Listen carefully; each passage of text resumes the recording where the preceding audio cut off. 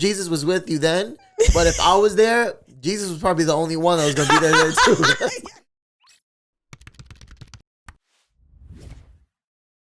Hey, what's up? It's Danie and Kevin, the podcast. I'm Kevin. I'm Danie B. We are former radio hosts that lost their goddamn job. So we had to do something. So we did a podcast in a ball pit like we were children. All the random props we had from the radio station. Let's go. It's a sad ass way to intro yourself. But if you think about it, that's honestly what this is. We got all this stuff for our office at the radio station. We was like, you know what? Fuck it. Like, let's just put this together as a set. What else we gonna do? Right. So that is actually kind of funny. But anyway, we appreciate y'all watching. We've seen the numbers grow and grow and grow and grow each week. So continue to like, share, tell your friends about this podcast. If you're watching on YouTube, remember to subscribe. Go ahead, ring that bell. If you're listening to us on Apple Podcast or iHeartRadio, the iHeartRadio app or Amazon Podcast or whatever, if you're listening to us that way, make sure you leave us one of those 5-star reviews so we can continue to inch up them in them rankings, and more people can learn about the show and we can grow. Absolutely. We haven't sat down and talked in 2 weweeks? Yeah, it's been 2 weeks since we actually sat down and we actually did we had our fair share of imposter syndrome. Child. All right. Both of us were actually in 2 different states. We ended up in one afterwards, but we both had our fair share of learning experiences within the past 2 weeks between Dallas, Texas, and San Francisco. Danie was actually in Dallas, you're at the radio convention, right? What's the radio convention that you were at first? It's something called, in the radio world, it's called Morning Show Boot Camp. And it's literally a radio convention that they have every year. You don't have to have a morning show to go, which is one of the big misconceptions, but it's a whole bunch of radio people from all over the country, and they kind of get together. It's all the big executives from like iHeart. If you know it, any of the big companies, Odyssey, Cumulus, it's all of these big executives, and they literally have different panels. Just like any job has conventions when experts in the field, they come out and talk about, well, what's the future and what does that look like, and how are we, working through some problems that we have in the industry, and so it's all these different panels talking about that, like technology and the future of radio and the innovation. And is blah, blah, this blah. something that anybody could go to it just to check it out, or because in the radio industry, anybody that's interested in radio can actually go, or anybody that has anything. I thought it was only like a radio thing. No, because it was kids there in college, which I was like, oh my gosh, you took the initiative to come here, and you got to pay to any convention. You got to pay to go and stuff like that. I was like, y'all took the initiative to come here, but it's huge networking because, again, a lot of the big executives are there, people from all over the country, different radio stations, people that work hand in hand with the radio station, consultants, talent coaches, agents, lawyers. They had a panel that talked about how you put together your contract and the things you need to look. I was like, I was over there like, how do you? So I need to ask for what, and I need to, it was like literally the big bosses from the companies telling you, this is how you get more money. This is how you negotiate, blah, blah, blah, blah, blah. And I'm like, oh, this is useful information. Low-key, that's the wrong way, and they're just feeding it. Right. That's how you do it. That's crazy. So it was a really, really, really cool convention. Did I answer the question that you asked? You said, what is it? So that's what that was. But I wasn't, honestly, I'm not. You took a last minute flight because we were entered, our show bit was. I wasn't going there because I'm not on the radio right now. But I saw, big shouts out to our friends. They're now in North Carolina, but Miguel and Holly, one of our radio mentors, our show mentors when we were on the radio, Miguel and Holly posted about it. They're like, hey, they're doing this thing called Battle of the Bits. If you don't know what a bit is a radio segment. So when you hear, prank calls, that's a radio bit. The Carmen calls, if you know what that is, that's a radio bit. Whatever. Interview, that can be a radio bit. A bit is just a segment on your radio show. That's all it is if you don't know.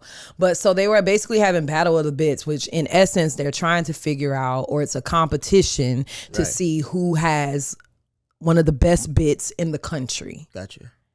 And so I saw Miguel and Holly posting about this, and I was like, oh, that's cute. But then I heard cash prize.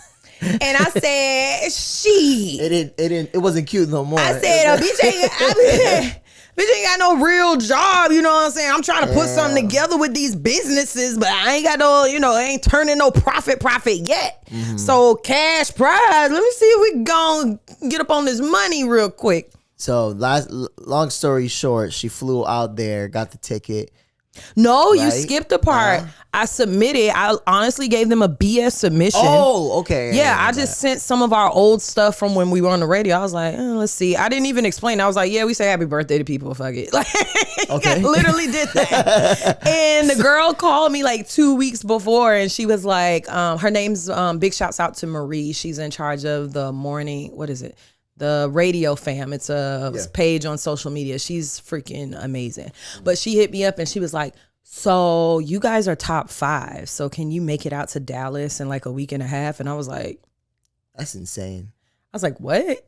Yeah. I was like, girl, I'm not on the radio. Like, y'all for real? Like, but she was like, no, like you're top 5 for real. She was like, so can you and Kevin make it out? So me and you have a conversation. You're getting ready. We'll get into it later, but you're getting ready for like opportunity of a lifetime at this time. So well, I'll say right now, I was getting ready to get to San Francisco, get to my joint. Mind you, she's going to San Francisco with me too. Yeah, I was already going to San Francisco. Flights already booked, all that. So I was like, I got cousins that live in Dallas, so I ain't got to find a place to go stay. And they told me, they said, for the conference, if you guys can make it here, we waive everything. You won't have to pay for anything. So literally like 2 days later, I'm like, well, shit, let's see if I can find a flight. I ended up flying Frontier. I know people talk shit about Frontier. I've talked shit about Frontier, but Frontier was great. I didn't have no delays. I didn't have nothing. None of that. It was Frontier, great. You ever been downtown Orlando and there's that cat that's rolling around in a bicycle with a basket in the back and it's like bumping like the latest Sexy Red on the speaker. They're just like, you need a ride to the garage? Yeah. That is the Frontier. Don't do that. That is Frontier. Don't do that. But yeah, so I get to Dallas. And honestly, I get to Dallas, I'm hanging out with my cousins, so I'm like Gucci.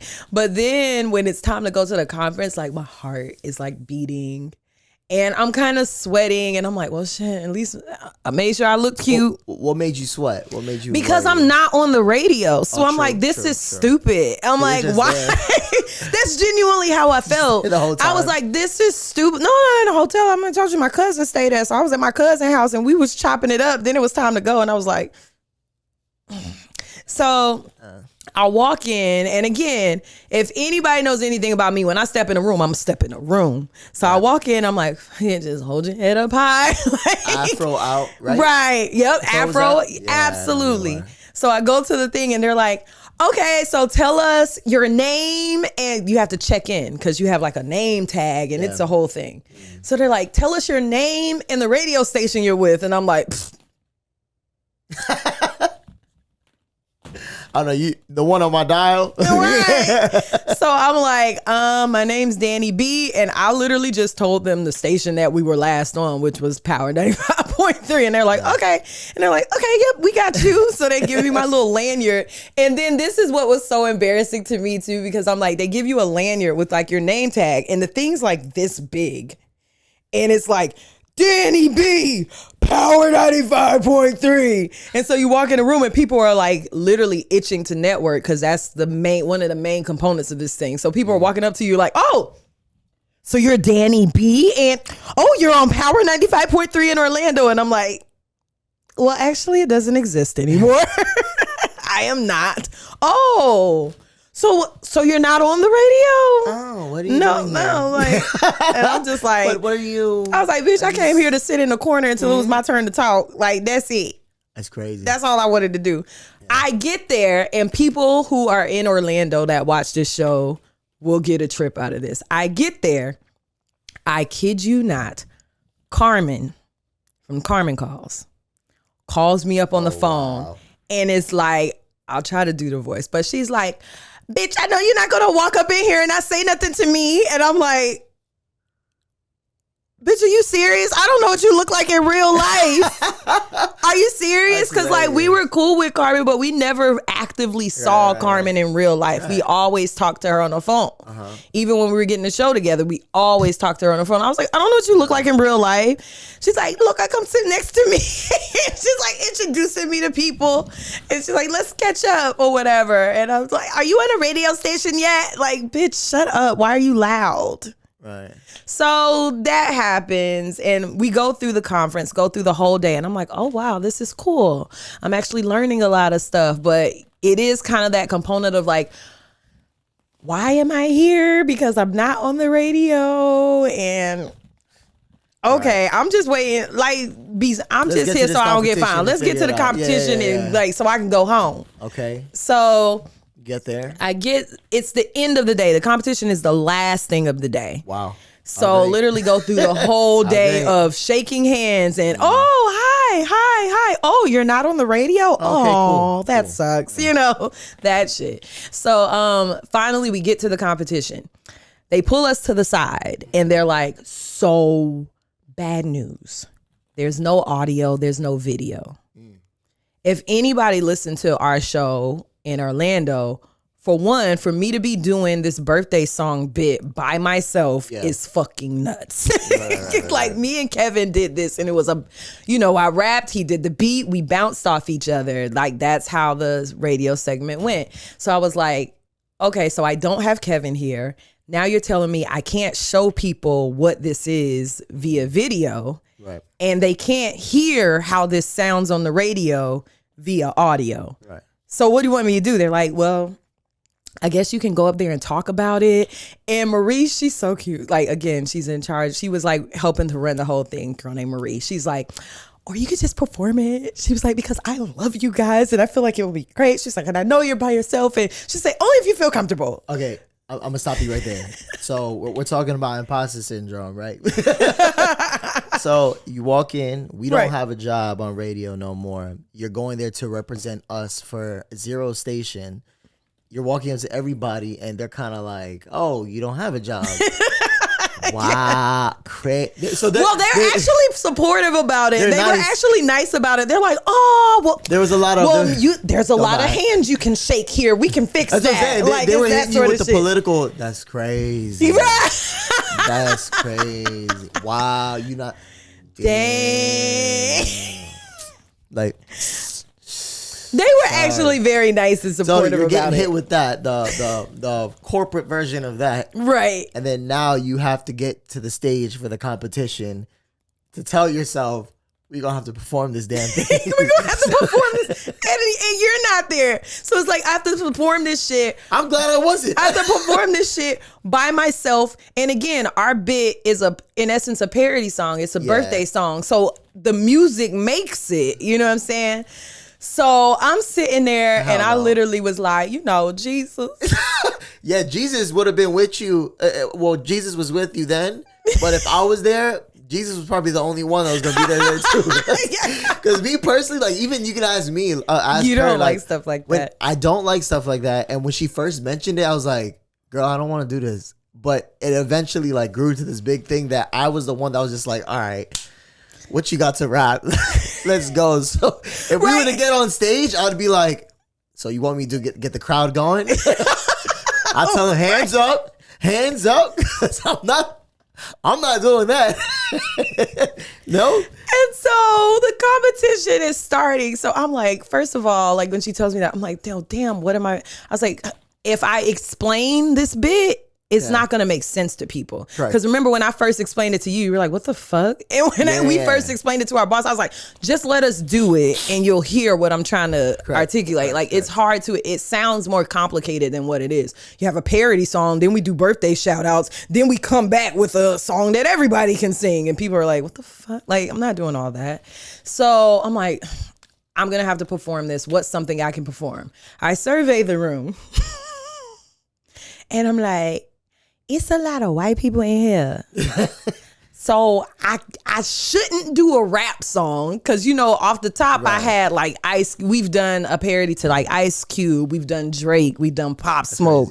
You sent me Essence. You sent me, because I'm texting Kevin. I'm like, yo, they're going to make me perform this shit. Kevin's like, how can I help you? Like, yeah, I was trying to find, I was sending her extra clips. Yeah, he was sending me all kinds of compilations and shit. Yeah, and I'm looking, I'm like, oh, I can't use that song. I was like, Essence Afrobeat. I can't use that here. Out of nowhere, like in one of the intermissions, they start playing Avril Lavigne.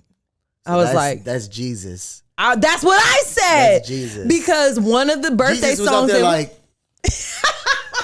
he was like, she ain't gonna figure it out herself.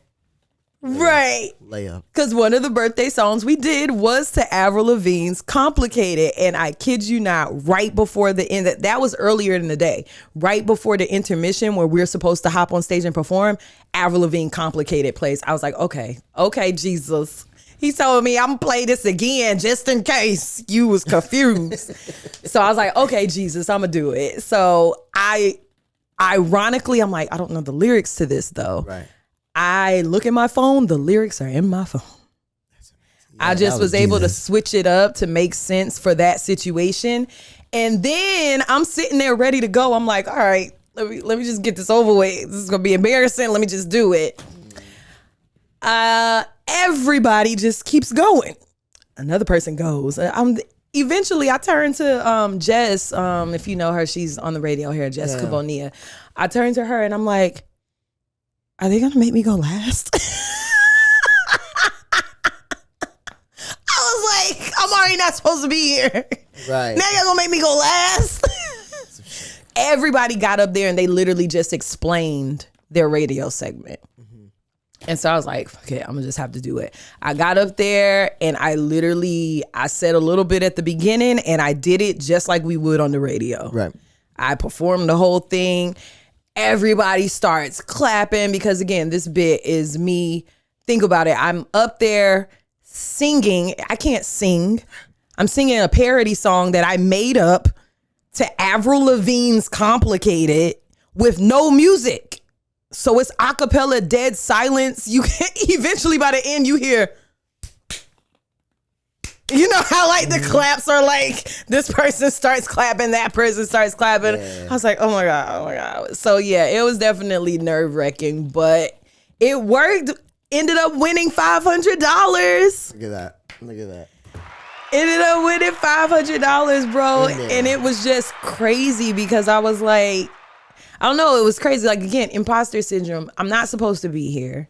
Right. Why am I on this stage? I don't have my partner with me. I have to do this a cappella. Fuck it. I'm going to just do it. And I ended up winning the whole competition. From there, I was supposed to go back home. I ended up staying 2 more days because everybody wanted to have a sit down with me. Like, big bosses, you know, in radio, a lot of big decision makers in radio. They wrote up a article about me and all this stuff. And since then it's been like great. Like I've been having a lot of really good conversations, you know, a lot of good opportunities have come my way, not just in traditional radio, but just some other stuff too. People are now looking at me and Kevin again. So I was like, okay, this worked out. Yeah. And so that was cool because I really did feel like I wasn't supposed to be there. But then winning, it kind of let me know like, no, like you're talented. Nobody can kind of take that away from you. But it's like, it's tough when you're told like, you're not it. And then you go into a situation where you're like, well, I'm not it. Right. And then a room full of people who make decisions and who do the same thing you do so they understand it the same way. They're all like, no, you're the best. And it's like, oh. Yeah, it feels good. It's satisfying. And I was glad too, because like you said a little bit about it too. You were like, yo, it was the best thing you probably needed. Correct? Mm-hmm. Like mentally, just because to be around people who understand the radio industry and understand how you can feel beat up from it and how, you know, at the drop of a dime, you can just lose your job and that's that. And you'll be out of a job for like 5 years. And then maybe they'll come back around and be like, hey, we want, like, that's just how radio works. It's so freaking weird. So to be in a room full of people and so then when that happened, everybody's like flushing to talk to me and they're like, I lost my job. I was out of my job for 2 years. Then something else popped up. You're going to get a job by the end of this. So-and-so wants to talk to you. You're going to get a job by the end of this. So-and-so wants to talk to you. So it was cool to kind of see other people that it's like, no, you're not the only one that has gone through this, where it's like you're really good at something and everybody keeps telling you no, but you're really good at it. And other people are just like, nah. So that was cool to be in a room, like just the support of everybody. Everybody's like, I feel like the whole industry is like rooting for me now. Like I've gotten so many DMs. Big shouts out to Dana Cortez. If you guys know anything about radio, big syndicated host on the West Coast. Like Dana Cortez was like, you're amazing. You're going to be a star. Love you, blah, blah, blah, blah, blah. And I was like, if you guys know Tino Cucino, like met all of them, and all of them have been like, we're gonna try to help you. We're gonna try to help you. So and I'm like, what? That's dope. So it's been really, really cool. Really, really cool. Met a lot of, big people in the industry. Was talking to people that I didn't even know who they were. And then I got home on Instagram and I get follower requests and I'm like, you're the president of what? Girl, we was just drinking and talking about booty holes being brown. But you the president of what? Okay, girl. That's hilarious. Like, stuff like that. It's crazy. Dope. So, yeah, definitely learn that a lot of times your brain will just lie to you. It's exactly what happened to me in San Francisco. Exactly. A little bit of both. But man, like, so she makes her way to San Francisco. Yep. We end up in San Francisco. I already had been there for like for the day. Yeah, right? I came late. But I was in town really for this huge party. It's called R&B and Ribs, which, by the way, shout out to Nopa Slaps. That party is probably the best thing I've ever been to in my life. Yeah, that party was so cool. It's like your backyard. It's crazy. It is. But I've been prepping for this for months. Like, Nopa. Pause. Explain the magnitude of that party. Like, that party is not just a party. Yeah, so with Nopa built that thing to the place where, I mean, for the DJ culture, it's a DJ run party. Mm-hmm. You know what I'm saying? There's no promoters, none of that. He's the promoter. And I would even consider him a promoter. It's like, it's almost like he was just like, hey guys, like, I'm having a barbecue, trying to come. And everybody's coming to go see what the DJ is about to do. And it's everybody in that party, they pay attention to everything. They know what you're playing. They know, like, they're excited to see what the DJ is going to get into next. Yeah. You know what I mean? It's just very, very homey. There's no VIP section. There's no, like, I'm going to sell bottles. Everything is just a good time. And to what you're asking, the magnitude of this, it became such a huge thing because people are like, there's no party like this that exists. Then they go and the social media is huge. Has like what, 31K? Yeah. A party.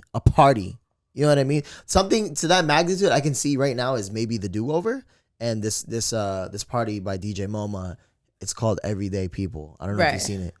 Amazing. They do it in New York a lot. But R&B and Ribs is just such a special thing. In the Bay Area, like, the music is like they eat it up. It's kind of cool. You know what I mean? And all eyes are on you, especially the DJ community, because every DJ wants to play it right now. Every single one. Mm-hmm. I mean, I wouldn't say club owners, I don't know, but I mean, I wouldn't be surprised because, again, it's a party. It's a huge party that, like, you can't just ask to be there. Yeah, it's like a special invite. And it's kind of why Nopa, like, created it. Like, speaking to him, he was like, I was the underdog in my city. Like, I was the guy that people kind of like overlooked. So I was like, fuck this, I'm gonna start my own party. He started it, and he has, like, you know what I mean? Like, yeah, it's like a huge thing now. Yeah, and for him, it's like, I'm gonna book the homies that I feel like deserve the opportunity to, like, that are maybe overlooked a little bit. I'm gonna give it to them because I want them to shine. Like, the DJs that I truly have seen DJ and, like, I fuck with as a person. Right. No exchanges. No, like, hey, like, I'll get you over here if you get me at your party. It's like, I've been watching you for a while.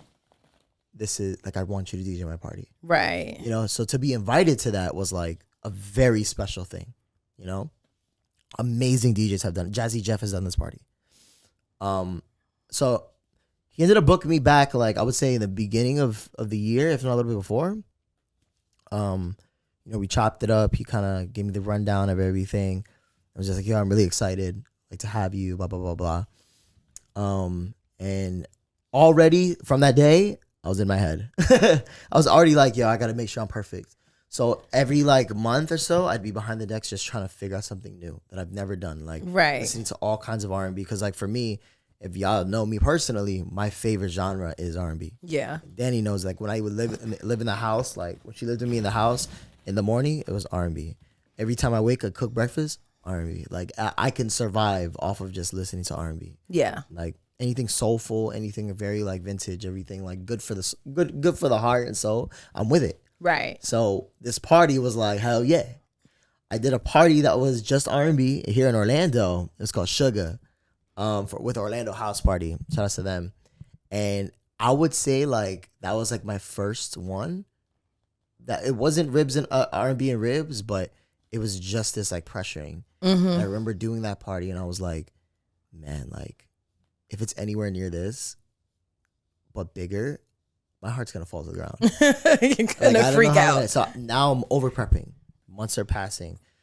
I'm going through all these kind of things, like losing a homie. I thought we talked about this in the previous episode. I'm going through a really bad breakup, back and forth with my ex. Like, it was just, like, consistent things that were going on in my life that I was trying to figure out, and just all that, health problems, whatever. Trying to figure out, like, where I was going with the set was the biggest problem. I couldn't even figure out, like, what was making me happy, And then fast forward, I meet Nopa for the first time. He books me, but I'd never met him before. Right. So we got booked together in San Diego and had an amazing time. And I was like, listen, man, I booked you for a reason. Like, you're going to kill it. It's going to be a cakewalk for you. And I'm like, sure.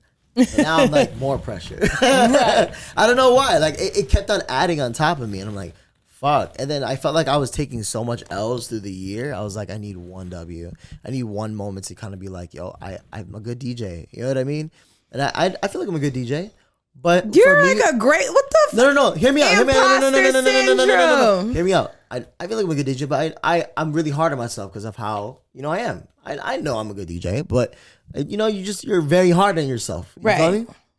So event week comes, going through multiple things, I finally get there and I work the best under pressure. You know this. Mm-hmm. So I'm in the hotel room day before and I'm setting up for this fucking party. And I'm like, this song, I'm gonna play this song first. This one. Literally lining it up. And I'm like, I don't know if I like this.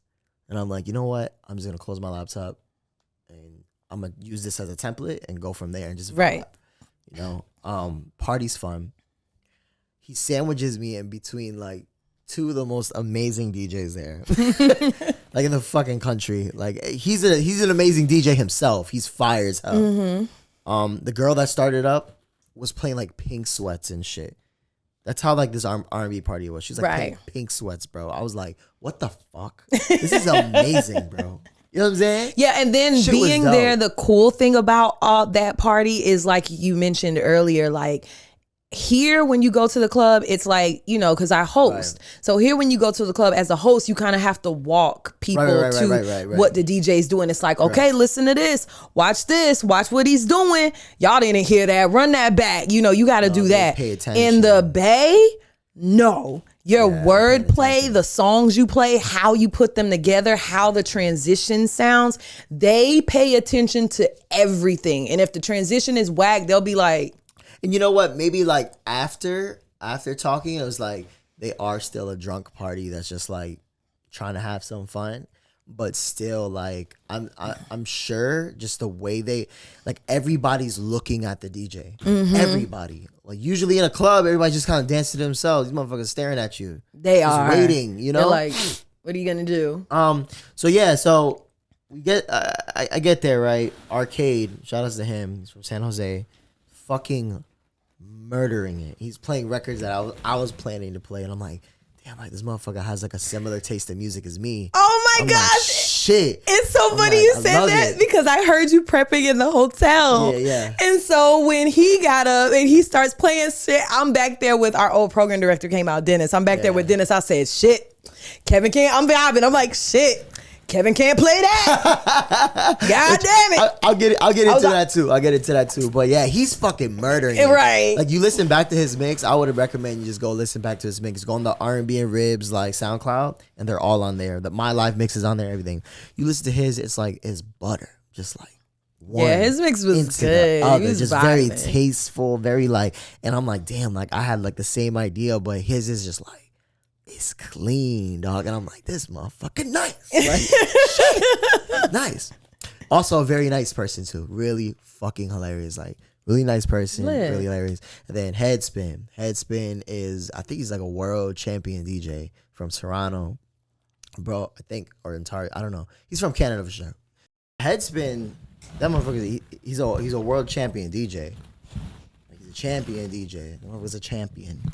World champion. So I'm nervous. I don't really know them like that either. Right. And for some reason, like, I don't want to downplay my city. I don't want to downplay where I live. But, you know, like, I'm from the East Coast. I'm not from the West Coast. So I don't know what's going on in these people's heads. Like, this is the first time I'm meeting them. Arcade seemed like a really nice guy, like, once I met him, and he is actually a phenomenal human being. Really cool guy. Headspin, I don't know him. He just knows Koo, and Koo told him, yo, like, Kevin's my son. So people are thoroughly convinced that I'm Koo's son. That's so thoroughly fucking convinced.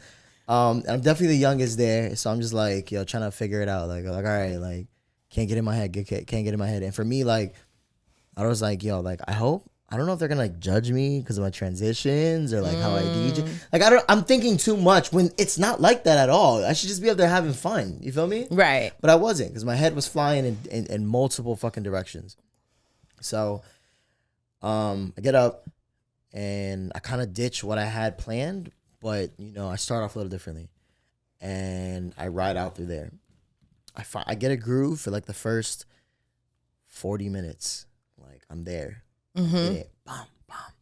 And then for some reason, every time I was like DJing, I would look up and it looked like they were just staring at me like, next song. I didn't know how to, you know what I'm saying? Like, I didn't know how to like fucking, which is wild to me, because every time everything you played, they were like, yeah, and in my head I'm like, damn, they're not fucking with me, bro. I'm like, yo, they're not fucking with me. Like, I was just so in my fucking head. It's so wild to me you felt like that, because that was not the reality. So that happens, and there's a lot of things that I had originally planned to play, and it didn't happen. I thought I was gonna play, like, I didn't get into my fucking my Bobby Brown bag. I didn't get into, like, I usually play like the theme songs. That's my favorite shit. Like, all that theme song. I didn't play like Fugees. I didn't play fucking any Neo. Like, I didn't play anything or the B2K. I had B2K lined up, bro. I remember you had the B2K lined up. I was like, so in my head, I was like, yo, I don't know if they're gonna know that shit out here. Like, it's gonna be okay. Like, it was just so much going on. Right. And I know I fucked up one transition, and it ruined my whole mood. And I was like, fuck. I can tell you exactly what transition it was, because I was there and I was on stage, and I remember your face and your energy. Everything changed because I know you. I bet you it was Chris Brown. Yeah, it was Chris Brown, Take You Down. Yeah, it was. Because I feel like I said something to you. Because I had created that in the hotel. Yeah. And, well, part of it. Yeah. I feel like I said something to you, like, that's nice. That's nice. Like, that's all right. That's all right. Yeah. And you was just like, I saw your face. You said, I was like, oh my gosh, he thinks he did terrible. Yeah, then I was like, I got to get out of it somehow. So I'm just thinking of different routes, different ways. I hit kind of like a weird low, and then eventually I kind of went high. But like, once I got to my last song, you could look at my face and I just looked defeated. And the ending, Nopa jumps on the mic. He's like the fucking DJ drama of the mixtape world. Right. He's just on there like, call me when you get lost. No, I'm just kidding. He's fucking like screaming on the mic every once in a while. But he's like, jumps on. He's like, hey, one more time for Orlando's finest, blah, blah, blah, blah. And everybody is roaring. But everybody cheers really loud. I can't hear them. And I'm like, I'm so defeated that I can't even look in the crowd. I'm like looking down. Yeah, you had your head down. And then my face is just dropped. And then I eventually, whenever I get done, I'm just like, fuck my life, bro. Just like sad, really sad, like, and disappointed in myself. And I'm like, wow, like I had such high expectations for this. And like, why did I let myself go? Like I let everything that happened in my life fuck me over. Like right. I could have done so much better. Like there was some transition that just was sloppy. It was too much. And then Nopa goes, bro, you were killing it. What are you fucking talking about? And then I'm talking to you and Dennis and Scholar, and you were like, where were you? Like, were you not playing? Right. And, I was like, you know what? I'm gonna go party. So I ended up going to the bar with my homie, and we're walking through the crowd, and people are stopping me. And I went to go see Tofu. You remember Tofu? Yeah, he came to see. Dallas. So I go see Tofu, and he's like, yo, you killed the F1. I was like, I don't know about that. And then people are just like, as I'm walking, people are bumping me like, yo, like, that was fucking amazing. Yo, that was like the best set we heard. Yo, that shit was amazing. Yo, that was fun. Everywhere, I was just like, really? Really? I was like, yo, I felt like I was like not in it. And they were just like, really? Oh my God. Please, let me follow you. I want to know, make sure where you're going to go. And I'm like, what? Okay, cool. So then eventually, like, I get done or whatever, and Arcade hits me. He's like, yo, like, bro, you did great. Like, I really enjoyed your mix. And like mad people from San Jose, like including him and this cat named Ibarra. I never got to meet him in person, but he's been like part of the radio world for a minute. Right. And he was like, bro, when you come to San Jose, we'll take care of you. So it's like I had an immediate invitation back to the Bay, which is dope. Mm-hmm. Because like full circle, like our radio PD, we mentioned him, Dennis Martinez, at the time. He's from the Bay Area and he lives there. So when I was first starting learning how to like DJ on the radio, he hated the way I mix. He hated how bland things were. He hated like how nothing had creativity. And he was just like, you need to listen to these DJs from where I fucking come from. And I would listen to like DJs from there, from the Bay. And it kind of like, I would say, helped guide how I approach DJing. Mm-hmm. And it really did kind of set me a little bit apart from everybody in the East Coast, just a little bit, in Orlando. No, it absolutely does. In Orlando, like, I mean, there's people that do it, you know, I'm not saying they don't, but I definitely am a different flavor of, like a different style when it comes to a lot of the people that DJ in downtown Orlando. Yeah, absolutely. You know? I know, I see that. But yeah, it's just like kind of a divine blend of like the East and the West, like the way I play. But for me, like I was thinking too much of that. And long story short, I thought I was trash. And the feedback I started getting, like people waiting on for the mix to drop, waiting for more videos, waiting for this, cheering me on. The love I got through DMs, I was like, damn, I must have been really in my head. Because I look back at the footage and everybody's having a good time. And when I look at the end, when I'm like defeated, as my head's down, everybody's fucking roaring, like screaming. And I'm like, wow, like, what the fuck? Right. Like, how powerful is the mind to be like, you ass boy.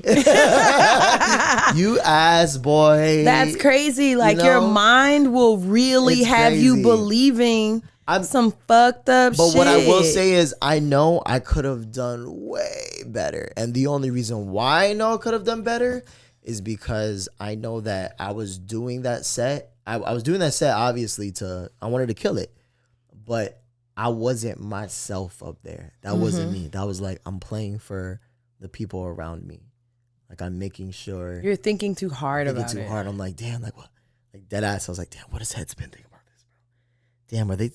Damn, bro, that was kind of rough. Like, is he like thinking crazy? Damn, like nobody's really singing this song. Like, am I out of line, bro? Come on, am I? You know, it's those like consistently running through my fucking head, and in reality, like people really fucked with me, which was really fucking cool, you know? The mix dropped and like, bro, everybody started hitting me up. Nopa reached out to me. This was like before we were at Motown Mondays in San Francisco, which by the way is like a dope party. Shit. Yeah, amazing party. And Nopa kind of like, so he speaks to me. He's like, bro, you killed it, but I feel like you held back. And I'm like, motherfucker, I tried to give that my all. And he was like, nah, I feel like you held back. I felt like you kept it really safe, and like killed. I know you could have done better, and I'm waiting for like when you do it again to do better. You know what I mean?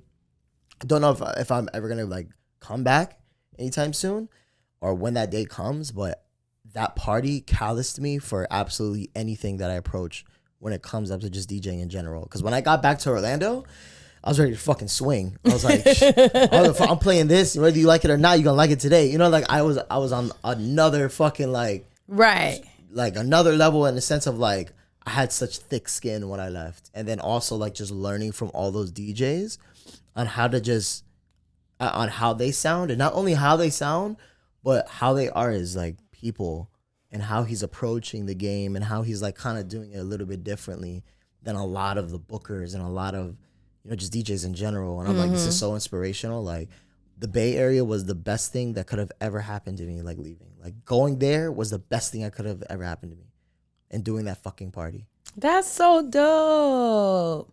Yeah. And now you're gonna be a famous DJ. Nah. Cause he's like been getting hit up and been going viral like every other day since he did that. Just don't forget us little people down here. Fuck, you're the one with the fucking the voiceover contract now. Oh, we can't talk about that. We can't talk about that. That's gonna be bleeped out. We can't. Sorry. I guess you could say that. Yeah, we just got a little. We just we working now. You know what I'm saying? Oh, okay. Well, I can't say for what, but a little voiceover thing. I guess the moral of today's lesson, which is really cool, because you know what, I mentioned his name is DJ Chaos. You remember Chaos? Yeah. He hit me up afterwards.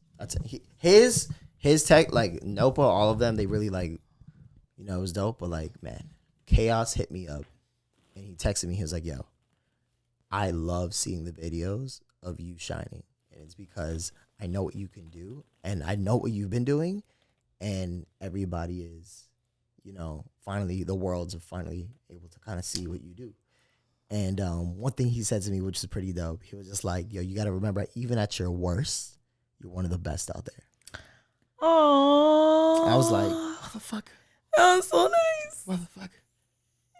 And then he probably showed me the weather in San Diego. Was like, it's better than Florida. No, he always does that. But no, but yeah, he told me that shit. And I think like the moral to all of this shit between what you went through in Dallas, between what I went through in San Francisco, is like, but you gotta like have those mental reminders and those checks to let yourself know confidently, like, hey, like, you shit. Right. You're good. Right. You're here for a reason. You're here for a reason, and you're like, there's no reason why you'd be placed in the position that you are in to challenge your fucking soul. And then I think the other big thing that I learned is like everything happens for a reason, and everything happens in its own season. Because even, with me and you with the radio shit, right? Like we've had rejection. But because of those rejections, we were able to, I feel like you said, it was like break, and then we came back together, and then we came back together like stronger. Right. So it's like now, like even this now, we were just all me and Kevin were just doing social media, and like he's like, let me hit him with the DJ thing, and I'm like, let me hit him with some radio thing, and I'm like, then let's hit him with some shit together. And so it's like, I feel like we as a team are kind of like becoming like this package deal type thing, where it's like you have your thing where you're shining here, I have my thing where I'm shining here, and then we can come together and do this thing, and it's creating like the foundations of whatever this new life is going to be for us. Gotcha. And I think that's cool, because if we would have just got another radio deal, like none of this other stuff could happen. You know what I mean? I sat back and reflected on it today. I'm like, wow, like I have 3 modes of income right now. Which is, I have my own business, starting out in the voiceover world, which I never thought was something. I never thought I Imposter syndrome. I never thought I had the voice for that. Yeah. I was like, I don't have like a sexy, sultry voice for that because that's who I hear doing that sort of stuff. Right. And then men, I don't have like a deep, resounding, James Earl Jones voice for voiceover. If you don't know what voiceover is, it's like the voices you hear on radio stations, the voices you hear in commercials, voices you hear in cartoons. Like, I didn't think I had a voice for that. I always thought it was cool to do. I never thought that was something I could realistically do until Monday. Right. Even Monday, I'm sitting there and they're like, this is amazing. You're killing it. And I'm over here like, really? Let me try to make it deeper for you. Yeah. Just remember, with discomfort comes growth. Right. And again, be careful of the things that your mind tells you. Like, you tell your mind what to do. Your mind doesn't tell you. And that's so wild that your mind was like, you suck. Because I'm literally in the crowd and people are like, oh my gosh. Yeah. Yeah. But you couldn't see it because your mind told you a story. And same thing with me. My mind told me a story. You don't belong here.